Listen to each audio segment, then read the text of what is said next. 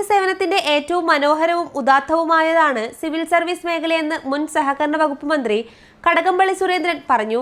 Sankalp Vedic IAS അക്കാദമിയുടെ ഉപകേന്ദ്രം Manjeri ETCS college for advanced studies ക്യാമ്പസിൽ തുടങ്ങുന്നതിന്റെ ഉദ്ഘാടനം നിർവഹിച്ച് സംസാരിക്കുകയായിരുന്നു അദ്ദേഹം.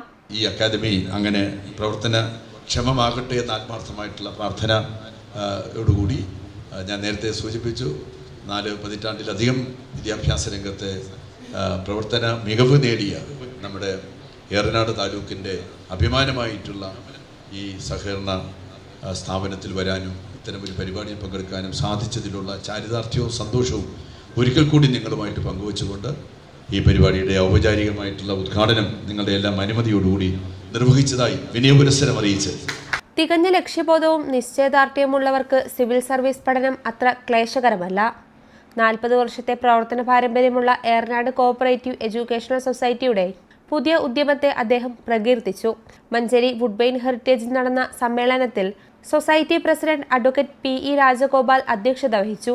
മഞ്ചേരി സർക്കിൾ സഹകരണ യൂണിയൻ ചെയർമാൻ O സഹദേവൻ, മുൻ DGPയും പ്രമുഖ അഭിഭാഷകനുമായ advocate C Sreedharan Nair, Sankalp Vedic group of institutions CEO James Mattam, സംഘാടക സമിതി convener doctor KK Balachandran, A Sreedharan, M Abdul Kareem, C Vijayalakshmi എന്നിവർ സംസാരിച്ചു. സർക്കാർ ജോലികൾ എങ്ങനെ നേടാനാകും എന്ന വിഷയത്തിൽ സൈമൺ തരകൻ ക്ലാസ് എടുത്തു.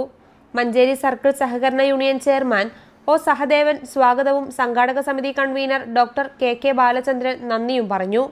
News bureau, Manjeri.